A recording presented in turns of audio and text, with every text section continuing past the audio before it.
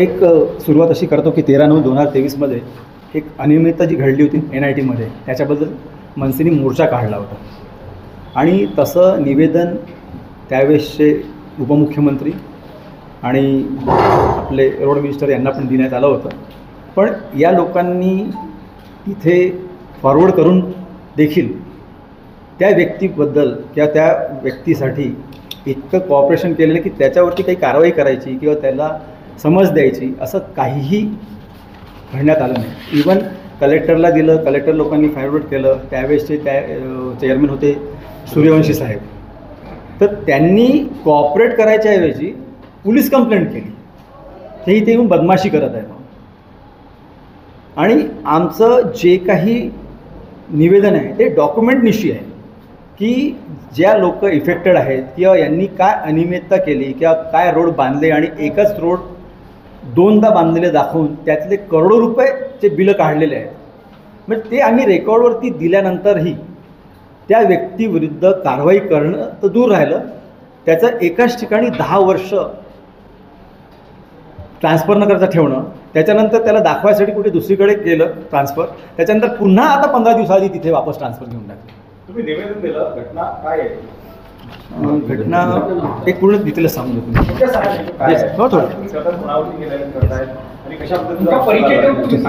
माझं नाव उमेश उतखेडे, विभाग अध्यक्ष महाराष्ट्र नवनिर्माण सेना पूर्व नागपूर विधानसभा. महाराष्ट्र नवनिर्माण सेनेतर्फे दिनांक 13/9/2023 रोजी NITनी आणि NITच्या काही भ्रष्ट अधिकाऱ्यांनी जो काही भ्रष्टाचार केला होता त्या संदर्भात आपण एक महामोर्चा काढलेला होता. त्या महामोर्चामध्ये त्यावेळेसचे तत्कालीन सभापती मनोज कुमार सूर्यवंशी यांना निवेदन देण्यात आलं होतं. ते निवेदन पुराव्यानिशी आणि जे लोक त्या अधिकाऱ्यांनी ज्या लोकांकडनं पैसे घेतलेले होते, ज्या लोकांना ज्या गोरगरीब लोकांकडनं पैसे घेतलेले होते त्या लोकांना घेऊन ते निवेदन देण्यात आलेलं होतं. ते निवेदन दिल्याच्या नंतर माननीय सभापती सूर्यवंशी यांच्याकडून कारवाईची अपेक्षा होती, पण त्यांनी ती कारवाई केलेली नाही. त्यानंतर सुद्धा आम्ही महाराष्ट्र नवनिर्माण सेनेतर्फे त्यावेळेसच्या तत्कालीन मुख्यमंत्री माननीय श्री देवेंद्रजी फडणवीस यांना पत्र दिलं. ते पत्र दिल्याच्या नंतर त्यांनी सांगितलं की याच्यावरती तात्काळ कारवाई करा. तुम्हाला बॅकसाईडला दिसेल, मी तुमच्याकडे जे दिलेलं आहे त्याच्यावरती लास्टमध्ये लिहिलेलं आहे, याच्यावरती तात्काळ कारवाई करा. पण ती सुद्धा त्यावेळेला केली गेलेली नाही. त्याच्यानंतर परत दिनांक 22/7/2024 आणखी आम्ही माननीय मुख्यमंत्र्यांना भेटलो. अर्धा तास त्यांच्यासोबत चर्चा झाली. त्यावेळेला सुद्धा त्यावेळेसचं दुसरं पत्र आहे, ते दुसऱ्या पत्रावरती त्यांनी लिहिलेलं आहे की या विषयावरती तात्काळ कारवाई करण्यात यावी. या अधिकाऱ्यांनी काय केलं, हा अधिकारी 2014ला नागपूर सुधार प्रन्यासमध्ये कामावरती रुजू झाला. श्री सुरेश चव्हाण, स्थापत्य अभियांत्रिकी सहाय्यक या पोस्टवरती तो 2014 पासून 2014ला तो रुजू झाला. 2014 पासून तर 2023 पर्यंत हा अधिकारी एकाच ठिकाणी म्हणजे पूर्व नागपूर विभागीय कार्यालय इथे त्याची नियुक्ती करण्यात आली. अच्छा, शासन कायदा काय म्हणते की प्रत्येक 3 वर्षात कोणत्याही अधिकाऱ्याची बदली झाली पाहिजे, पण या अधिकाऱ्याला जवळपास 10 वर्ष तिथे ठेवण्यात आले. या अधिकाऱ्यांनी काय केलं, तिथे EWS कॉलनी आहे, ज्या म्हणजे गरीब लोकांना पट्टे वाटप करण्यात येते NITच्या माध्यमातून. हे बाधित लोक आहेत. या बाधित लोकांना सक्करदऱ्याची एक झोपडपट्टी होती आपल्या इथे, तुम्हाला माहीत असेल, ती सक्करदऱ्याची झोपडपट्टी हटवून या बाधित लोकांना तिथे प्लॉट देण्यात आले. यांच्याकडे बाकायदा 2001चे अलॉटमेंट लेटर आहे. या अधिकाऱ्यांनी या लोकांकडनं 30-30 हजार रुपये घेतले. तुमच्या नावावरती पट्टे वाटप करून देतो असं त्यांना सांगितलं. पैसे तर घेतलेच आणि त्यांच्या घरावरती बुलडोजर सुद्धा चालवले. हे सगळे बाधित लोक आहेत. या सगळ्या संपूर्ण प्रकरणाचे आम्ही डॉक्युमेंट्स सहित पुरावे दिलेले आहेत. त्यानंतर याच अधिकाऱ्यांनी काय केलं, नागपूर महानगरपालिकेने बनवलेला रोड हा NITने बनवला म्हणून खोटे दस्तावेज सादर केले. त्याच्यामध्ये तो सापडला आणि त्याच्यावरती निलंबनाची कारवाई झाली. याचे सुद्धा आपल्याकडे डॉक्युमेंटली पुरावे आहेत. म्हणजे त्याच्यावरती निलंबन ऑलरेडी झालेलं होतं. दुसरं, त्या अधिकाऱ्यांनी त्याच कार्यक्षेत्रामध्ये आणखी काय केलं, लोकांना 53 नोटीस पाठवले. कारण की आमच्या इथे स्मार्ट काय म्हणते म्हणजे आमच्या इथे कंपन्या आहेत पूर्व नागपूरला कळवण्या साईडला, त्यांना 53 नोटीस पाठवले, त्यांच्यासोबत सेटलमेंट केली आणि त्यांच्याकडून लाखो रुपये वसूल केलेले आहेत. आज कोणताही अधिकारी ज्याला कोणतीही पार्श्वभूमी नाही, त्याचं घर जवळपास त्यांनी 5 वर्षामध्ये 5 वर्षाच्या काळामध्ये त्यांनी जवळपास 2.5 करोड रुपयाचा बंगला बांधला. याचे सुद्धा पुरावे दिलेले आहेत. माझ्या शेवटी आमच्याकडे हे बघ, याचे सुद्धा पुरावे आम्ही अधिकारी म्हणजे त्यांना दिलेले आहेत. म्हणजे एवढा भ्रष्टाचार केल्याच्या नंतरही आज परिस्थिती काय आहे ना, या लोकांना पट्टे वाटप झाले. याच्यापेक्षा जास्ती टाउन प्लॅनिंग सँक्शनच्या नावाखाली लोकांकडून यांनी 12-12 लाख रुपये घेतले. आता जर माझं जर स्वतःचं टाउन प्लॅनिंग करायचं तर मी माझ्या प्लॉटचं करून घेण्यासाठी आपण NITकडे एखादा अर्ज दाखल करणार, बरोबर आहे. दलाल म्हणून यांनी काय केलं, लोकांकडून 12 लाख रुपये घेतले, त्यांना टाउन प्लॅनिंगचे डॉक्युमेंट दिले, 4 वर्षाच्या नंतर त्या लोकांना काय माहीत पडलं की हे टाउन प्लॅनिंगचे जे डॉक्युमेंट्स आहेत हे माझे नसून माझा प्लॉट वाठवलेला आहे आणि मला कळमण्याचे डॉक्युमेंट्स दिलेत. एवढं या महाभागाने याच्यापेक्षा जास्ती काही गोष्टी करून ठेवलेल्या आहेत. आज त्याच्यानंतर या सगळ्या गोष्टी घेऊन सूर्यवंशी साहेबांची बदली झाली. सूर्यवंशी साहेबांच्या नंतर आता मीना साहेब आले. मीना साहेबांना सुद्धा भेटलो. मीना साहेबांना सुद्धा या गोष्टीचा आपण पत्रव्यवहार केला. हा पत्रव्यवहार केल्यानंतर मीना साहेब एकदम मगरुरीची भाषा बोलतात, हुकुमशाहीची भाषा बोलतात. त्यांना म्हटलं की साहेब 10 वर्षापासून तुम्ही त्या अधिकाऱ्याला तिथेच ठेवलेलं होतं, त्याच्यावरती निलंबनाची कार्यवाही केली. कारवाई केल्याच्यानंतर तुम्ही त्यांना पदपुनर्स्थापना देऊन तुम्ही तुमच्या NIT मध्ये ठेवलं आणि आज अजून पूर्वमध्ये तुम्ही भ्रष्टाचार करण्यासाठी पाठवलंय. नाही म्हणे आमचा कायदा आम्ही बघत बसू. त्यामुळे तुम्हालाही माहीत असेल की आजपासून जवळपास आता 10 दिवसा अगोदर त्याला काळा पुतण्यात आलं महाराष्ट्र नवनिर्माण सेनेतर्फे. बरोबर आहे. भविष्यात याच्यापेक्षा जास्ती काहीतरी आम्ही करण्याच्या तयारीत आहोत, कारण की लोकांना न्याय मिळावा हा आमचा उद्देश आहे. यानंतर भ्रष्टाचार जर कोणी करत असेल आपण त्याला काढ्यात पोतून शिवाय रस्त्यावरती पण महाराष्ट्र नवनिर्माण सेना उतरेल. यासाठी ही महत्त्वाची पत्रकार परिषद होती. आणखी कोणाला काही विचारायचं असेल तर सगळ्या प्रोसिजर पूर्ण केल्या तरी त्याच्यावरती कारवाई झाली की नाही आहे तोच प्रश्न. मी संरक्षण पण असं आहे, यांना राजकीय पॉलिटिकल संरक्षण आहे असं म्हणायला हरकत नाही. दुसरी गोष्ट सभापती या सगळ्या गोष्टी दाबतात. आता हा सभापतींचा विषय काढतो म्हटलं 5 महिन्या अगोदर मान्य म्हणजे NITनी 5 स्कॉर्पिओ गाड्या आणि 1 इनोवा विकत घेतली. बरोबर आहे. आता मला हे नाही समजत की ह्या ज्या तुम्ही गाड्या घेता त्या तुम्ही काय म्हणते वाढदिवसासाठी लग्नासाठी वापरता का? हे बघा त्याच गाड्यांच्या फोटो. म्हणजे हे एवढे भ्रष्टाचार आहेत. म्हणजे NITच्या गाड्या आहेत. हे बघा या असा सजून सरकारी गाड्या कधी सजून धजून राहतात काय? बघा ना मॅडम याच्यावरती महाराष्ट्र शासनाची गाडी आहे. हे NITने घेतलेली गाडी आहे. ही आता ही NITने घेतलेली गाडी. याचा नंबरही बघून घ्या तुम्ही. NITने 5 गाड्या घेतलेल्या आहेत विकत स्कॉर्पिओ आणि 1 घेतली मीना साहेबांनी स्वतःसाठी म्हणजे त्यांच्यासाठी इनोवा. हा NITच्या नावावरती. मी तुम्हाला खोटे डॉक्युमेंट्स कशाला दाखवणार? त्या अधिकाऱ्याला संरक्षण कोणाचं आहे? राजकीय संरक्षण आहे असं म्हणायला हरकत नाही. काय म्हणणं? आता NITचेच काही दबक्या आवाजात म्हणतात की बाबा त्यांना कृष्णा खोपडेंचं समर्थन आहे, पण मला असं वाटत नाही की बाबा ते समर्थन करतील अशा भ्रष्ट अधिकाऱ्याला.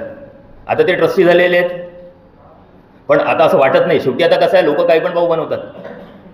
तुम्ही त्याच्या विरोधातही आंदोलन केलेलं आहे. आता पत्रकार परिषद घेऊन तुम्ही आता रस्त्यावरती प्रसंगी काय भूमिका आहे? पुढची आमची अशी भूमिका आहे की या पत्रकार परिषदेच्या माध्यमातून आपण NITच्या चेअरमॅनला सरळ सांगतोय की बाबा याच्यानंतर आम्ही रस्त्यावरती उतरू. कायदा सुव्यवस्था बिघडल्यास त्याची सर्वच जबाबदारी ही नागपूर सुधार प्रन्यासच्या सभापतीची आहे. निलंबनाची मागणी बडतर्फाची मागणी आहे. त्यांनी भ्रष्टाचार किती केलेला आहे.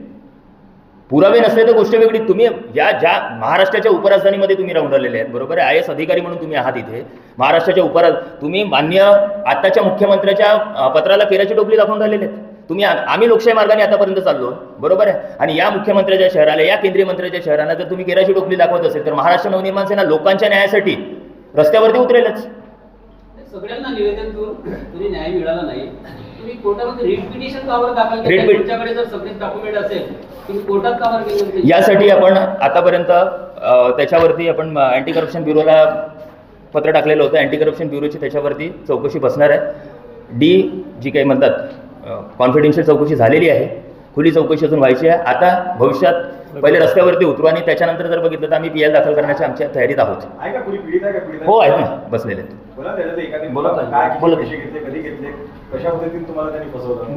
पलाटासाठी रे म्हणजे आम्ही पहिले सक्करदऱ्यातनं आम्हाला उचललं तर इथं आणून टाकलं. कोणाला पलाट भेटले कोणाला नाही भेटलं. आज आम्हाला किती वर्ष झाली तिथं आहोत. यांनी काय म्हणले की तुम्हाला पलाट भेटत 40,000 द्या. आम्ही देऊन दिले. आमच्या जो तेव्हा गटगिटे घेतले होते गरिबाचे आणि त्याने आम्ही उचलले आणि आले तसेच आम्ही देऊन दिलं का चला आम्हाला प्लॉट भेटल म्हणून. त्यांनी काही नाही एवढ्या कवरवर थप्पा मारून दिला. बस ते कागद आम्हाला बी नाही दिले. असे बहुत जणांकडनं प्लॉट नेले. आज आम्ही 2018 पासून याची वाट पाहत आहे. आज भेटन पट्टे काहीच नाही भेटून आलं. आतवरी बसूनच आम्ही तसेच बसून आहोत. कुठला अधिकारी आहे त्याचं नाव काय? सुरेश चव्हाण आहे आणि आम्ही आदिवासी प्रकाश नगरमध्ये राहतो कलमण्याकडे. हा ते प्लॉट NITची प्लॉट आहे ना तर तुम्हाला आम्ही पट्टे देऊ. म्हणजे तुमच्याकडनं त्यांनी लाच स्वीकारली? हो त्यांनी मग आम्ही देऊन दिले प्लॉटाचे. आता सगळ्याला भेटले आम्हाला नाही भेटले. आम्ही सक्करदऱ्यापासून येऊन बसून आहोत. 101 ते लोक लिस्ट तुमच्याकडनं त्यांनी लाचेची पैशाची मागणी केली का तुम्ही स्वतः दिले? नाही त्यांनीच मागणी केली. 30,000 द्या 50,000 द्या 40,000 द्या असे म्हणले. कोणाकोणाकडे घेतले आम्ही 40,000 दिले. पण आम्हाला काही त्यांनी ग्रुप नाही दिला. काही ग्रुप नाही दिला का हे तुमची पैशाची रसीद आहे का काय आहे खायची नाही. तेव्हापासून आम्हाला त्याची सकाळ नाही दिसली. आम्ही ते इतकं खावलो नाही, आमचे पैसे गेले, मेहनतचे पैसे गेले. तो माणूस एक बी बार आम्हाला तोडणार आमच्या बस्तीमध्ये आला नाही. तर इतके मारू आम्हाला त्याला चपला काढून. नाही, हे सगळेच होते ना, सगळेच होते. आता हे आहे की असे म्हणते ते, हे आम्ही सगळेजण हे नाटीचे बाबू लोक सगळेजण आहे, तुमचं काम आम्ही करू. ते म्हणते तुमचं काम आम्ही करू. हे लोक म्हणतात आम्ही विश्वास कोणावर करू. 4-5 जणी घेतली तर आम्ही विश्वास करून तशा अर्थाने आम्ही दिलं. आम्ही गरीब अंगुठा छाप, आम्ही काही लिखलेलं नाही आहे का पडलेलं नाही.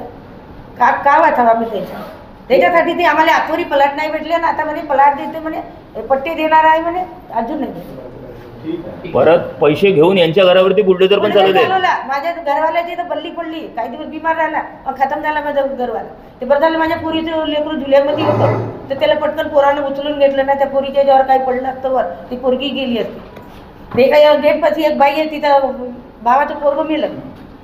त्याने पैसे घेऊन काय मागणी काय तुमची? काय मागणी? पैसेच मागणी आहे त्यांची. तुमची आमचे आम्हाला पट्टे दे, आम्हाला पट्टे दे. आम्ही लय वर्षापासून बसलेलो. 2-3 वेळा इन्क्वायरी झाल्या आहेत, पण इन्क्वायरी झाल्याशिवाय आम्हाला पट्टे भेटले नाही. आम्हाला काही भेटलं नाही. आम्ही बघतच नाही. आम्हाला पट्टे द्या बस. आमच्या आम्हाला एक कागद दिले गेले. तुमचं असं म्हणणं आहे का की पट्टी वाटपामध्ये मोठ्या प्रमाणामध्ये भ्रष्टाचार आहे? हो, बिलकुल 100%. कारण बिलकुल हे बघा, या अधिकाऱ्याला 2014 पासून राहिल्याच्या नंतर 2014 पासून 2023 पर्यंत हा अधिकारी ज्या ठिकाणी कामावरती होता, म्हणजे नोकरीवरती होता, त्याला अधिकार किती दिलेले आहेत बघा. बाकीच्या अधिकाऱ्यांना कोणतेच अधिकार नाही. या अधिकाऱ्याकडे सगळ्या निधी याच्याचकडे, सगळ्या निधी म्हणजे DPDC याच्याकडे, दलित वस्ती याच्याकडे, दलित उत्तर वस्ती याच्याकडे, सगळे अधिकार फक्त एकाच अधिकाऱ्याकडे. म्हणजे हाच NITचा दलाल होता असं म्हणायला हरकत नाही ना. मी डॉक्युमेंटली दाखवते तुम्हाला, बघून घ्या याच्यामध्ये. म्हणजे बाकीचे जे अधिकारी होते, मले पहा फक्त आणि फुलं वाहा, याच्यासाठी बाकीचे अधिकारी होते. आणि या अधिकाऱ्याला एवढे अधिकार दिलेले होते, सगळे निधी याच्याकडे. आणि आज त्या अधिकाऱ्याला परत त्याच ठिकाणी पाठवून दिले. तुम्ही कशासाठी पाठवून दिले? चेअरमॅनला दलाली घ्यायची आहे. आमचा स्पष्ट आरोप आहे, कारण की याला चेअरमॅन वाचवतोय. चेअरमॅन सोबत आम्ही बोलल्याच्या नंतर चेअरमॅन म्हणता हे आम्ही शासकीय नियमानुसार, कोणत्या शासकीय नियम, कोणत्याही कोणत्याही पीडितेने एखादा अर्ज दिला असेल किंवा एखाद्या पक्षाने एखादं निवेदन दिलं असेल, 7 दिवसाच्या आत त्याच्यावरती कारवाई झाली पाहिजे हे अपेक्षित असते. कायदा सुद्धा तोच आहे. पण त्या कायद्याला सुद्धा माननीय सभापती हे फाट्यावरती मारतात असं म्हणायला हरकत नाही. शासन आता पट्टे वाटप कार्यक्रम घेणार आहे, यांना पट्टे वाटप केलेले आहे आणि परत पट्टे वाटप करणार आहे. तुम्हाला असं वाटतंय का की योग्य पद्धतीने पट्टे वाटप? बिलकुल नाही. आम्हाला असं वाटतच नाही की ते योग्य पद्धतीने करत असतील. मला एक सांगा, ह्या जो 2023 पासून हा जर विषय आहे, मग या लोकांना आजपर्यंत का नाही दिले? 2023 ते आज 2025 सुरू आहे. 1 महिना झाल्याच्या नंतर 2 वर्ष होईल. 2 वर्षाची लढाई आहे संघर्षाची. 2 वर्षाच्या संघर्षामध्ये आजपर्यंत यांना पट्टे वाटप नाही झालं. ज्या अधिकाऱ्यांनी यांच्याकडनं पैसे घेतले त्या अधिकाऱ्यांकडून आतापर्यंत ती रोख स्वरूपाची घेतलेली रक्कम यांना आजपर्यंत परत मिळालेली नाही. या अधिकाऱ्याने लोकांना खोटे RL बनवून दिले. हे RLs आहेत त्याचे. खोटे RLs बनवून दिल्याच्या नंतर आजपर्यंत त्याच्यावरती कोणती सुनवाई करण्यात आलेली नाही. हा अधिकारी एक रस्ता महानगरपालिकेने बनवल्याच्या नंतर तो रस्ता NITने बनवला म्हणून खोटे बिलं सबमिट केले, त्याच्यामध्ये तो सापडला, त्याच्यावरती कारवाई नाही. या संदर्भात पालकमंत्री बावनकुळे यांना निवेदन वगैरे दिले का? आता मुख्यमंत्री माननीय उपमुख्यमंत्र्यांना दिल्याच्या नंतर बावनकुळे साहेबांपर्यंत आतापर्यंत आम्ही गेलेलो नाही. आता यावेळेला आशा पठाण, आता आम्ही आशा पठाण मॅडमला भेटलो. आशा पठाण मॅडम सोबत 1 तास चर्चा झाली. आशा पठाण मॅडमनी सुद्धा दुसऱ्या दिवशी म्हणजे 18 तारखेला त्यांना भेटल्याच्या नंतर दुसऱ्या दिवशीच त्यांना पत्र पाठवलं. त्याच्यावरती सुद्धा सुनवाई केलेली नाही माननीय सभापतींनी. मग रस्त्यावरती उतरवणं लागेल का? मग त्याला काळा पोचलं तर महाराष्ट्र नवनिर्माण सेनेने जर त्याला काळा पोचलं तर काय चुकलं? भ्रष्टाचार आहे, भ्रष्ट अधिकारी आहे. आम्ही सगळ्यात पहिले नागपूरकर आहे, बरोबर आहे. आम्ही हा विचार करून की बाबा नागपूरच्या लोकांना न्याय भेटला पाहिजे, आम्ही त्याच्यासाठी हा विचार करून, बरोबर आहे. हे मान्य सभापती नागपूरला बदनाम करत आहे. फाट्यावरती मारलं हेच बोलतोय ना मी तुम्हाला. त्याच्यावरती तुमच्याकडे जे पत्र दिलेलं आहे त्याच्यामध्ये सरळ लिहिलेलं आहे तात्काळ. बिलकुल 100%. मुख्यमंत्र्यांचा पण वचक नाही अधिकाऱ्यांवरती. असा एकच प्रकार हा तुमचा नाही, अशा हजारो प्रकार NITच्या अंतर्गत लोकांनी त्याचे नोटीस त्यांना दिलेले आहे, त्यांना अर्ज दाखल केलेले आहे. हजारो रुपयांची शासकीय जमीन हे दुसऱ्यांना विकून जे गृहनिर्माण संस्था आहे त्यांच्या नावे करून ते फ्रॉड रजिस्ट्री पण करून दिलेली आहे. अशी काही प्रकारांना संजय मीना सर यांना आम्ही दाखवले पण आहे, तरी पण त्यांनी कधी दखल नाही घेतलेली आहे. तर असे भरपूर प्रकार आहेत तिथे हे दलालीचे. तेच म्हणतो ना मॅडम, हा तर त्याच्यापेक्षा मोठा भ्रष्टाचार आहे. हा जो मी दाखवलेला आहे हा शासकीय अधिकारी शासकीय नियमात बसून शासकीय सेवेत असताना शासकीय सेवेचीच पायमल्ली करतोय. तुम्ही जे दाखवत आहे सर, हा एक फक्त एक छोटासा भ्रष्ट अधिकारी नाही, आहे. मोठा, मी मोठा म्हणणार नाही आहे. सर, हा छोटासा भ्रष्ट अधिकारी आहे, याच्यामध्ये सगळे इन्व्हॉल्व असतात सर. तो फक्त तुम्हाला मिळालेला आहे कारण की या बाबतीसाठी चालू आहे. तर म्हणून तर आम्ही काय म्हणतो, मान्य सभापतीच म्हणतोय ना, आता मागणी काय आहे आता? आमची मागणी ही आहे की या लोकांना वरतून आणखी एक गोष्ट सांगतो, म्हणजे एक मुद्दा सुटलेला आहे. तो मुद्दा असा आहे की ज्या ठेकेदारासोबत मिळून यांनी खोटे बिल सबमिट केले, त्याच ठेकेदाराकडून या व्यक्तीने आपल्या साडीच्या नावावर, ज्याची साडी 24 वर्षाची, जी कोणतंही काम करत नाही, सासरा ॲटो चालवतोय, सासऱ्याच्या घरावरती कवेलू, तिच्या नावावरती प्रॉपर्टी घेतली आणि 5 मजलीची फ्लॅट स्कीमचं काम चालू आहे. तर मग हा पैसा आला कुठनं? 5 मजलीची फ्लॅट स्कीम, त्याची साडी शिकत आहे. कंत्राटदाराचं नाव माहिती आहे? हो, रजिस्ट्रीच आहे आपल्याकडे. आता मागणी काय आहे? आमची मागणी ही आहे की आम्ही दिलेल्या निवेदनावरती माननीय सभापतींनी तात्काळ चौकशी करावी, संबंधित अधिकाऱ्याला बडतर्फ करावे, जे पट्टे वाटपाचं प्रकरण लवकरात लवकर निकाली काढण्यात यावं आणि लोकांना न्याय द्यावा. जर असं लवकरात लवकर यांनी केलं नाही तर आम्ही रस्त्यावरती उतरू. त्याचं नाव आहे फिरोज शेख. हे बघा, हा तो कॉन्ट्रॅक्टर, हा तो अधिकारी, हे त्याची साडी आणि हा दुसरा कॉन्ट्रॅक्टर. असं बरं टाकतो ना रजिस्ट्रीवर साक्षीदार म्हणून. हा कॉन्ट्रॅक्टर आहे, ज्याच्यासोबत मिळून यांनी खोटे बिल्स बनवलेले होते. ही त्याची साडी आहे.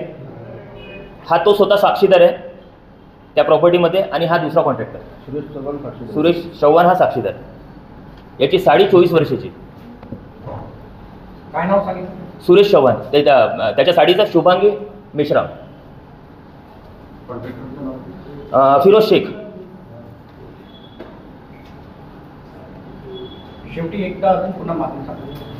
आमची मागणी ही आहे की आम्ही जे 13/9/2023 रोजी जो काही मोर्चा काढला होता, त्या मोर्चामध्ये आम्ही जे काही निवेदन मान्य सभापतींना दिलं होतं त्याच्यावरती तात्काळ कारवाई करण्यात यावी. संबंधित जो अधिकारी आहे त्याला बडतर्फ करण्यात यावे आणि लोकांना न्याय देऊन जे आदिवासी प्रकाशनगरमधील जे लोक आहेत त्यांना तात्काळ पट्टे वाटप करण्यात यावं. अन्यथा आम्ही रस्त्यावरती उतरू आणि हे प्रशासनाला महागात पडेल.